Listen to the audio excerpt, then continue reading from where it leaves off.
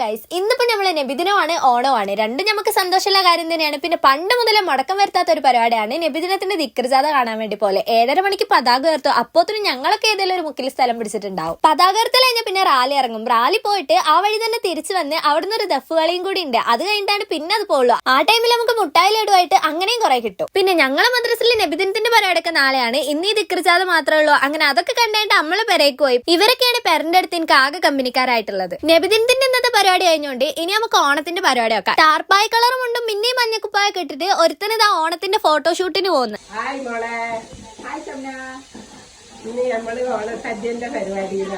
കാര്യങ്ങളൊക്കെ നിങ്ങൾക്ക് ഏകദേശം മനസ്സിലായിണ്ടാവല്ലോ. പിന്നെ അമ്മായി ഒരു കഴിവുള്ള ആളായതുകൊണ്ട് നമ്മളെത്തുമ്പോഴത്തേനും പകുതി കറിയൊക്കെ ആക്കി വെച്ചിരുന്നു. ഇനിയിപ്പോ വേണ്ടത് വായന്റെ ഇലയാണ്. ഞമ്മക്ക് സ്വന്തമായിട്ട് ഒരു വായപ്പറമ്പില്ലാത്തതുകൊണ്ടും നമ്മളായാലൊക്കെക്കാരത്തൊക്കെ നമ്മൾ സ്വന്തമായിട്ട് കാണുന്നതുകൊണ്ടും ഞങ്ങൾക്കൊന്ന് മതിലാടേണ്ടി വന്നു. ആട് നമുക്ക് വേണ്ടതൊക്കെ മുറിച്ചെടുത്തിട്ട് ഞങ്ങൾ തിരിച്ചും കയറി. ഉമ്മമാന്റെ കാലുവേദന ചില സമയത്ത് മാറിക്കോ. ആ സമയത്ത് ഞങ്ങൾ ഇങ്ങനെ മതിലും പറമ്പൊക്കെ ചാടലുണ്ട്. പിന്നെ നമ്മളെ നെസ്റ്റോത്ത മുതലാളിക്ക് ലീവില്ല. ഓൻകുച്ചക്ക് പണിക്കും പോണോ, അതുകൊണ്ട് ഓൻക്കുള്ള ചോറും കൊടുത്തിട്ട് ഓൻ ആദ്യം അങ്ങോട്ട് പറഞ്ഞിട്ട് അതുകൊണ്ടാണ് ഞങ്ങൾ കഴിക്കാൻ വേണ്ടിയിരുന്നത്. മൊത്തത്തിലുള്ള എന്റെ ഒരു കോർഡിനേഷൻ കാരണം സദ്യ ഭയങ്കര അടിപൊളിയായിരുന്നു.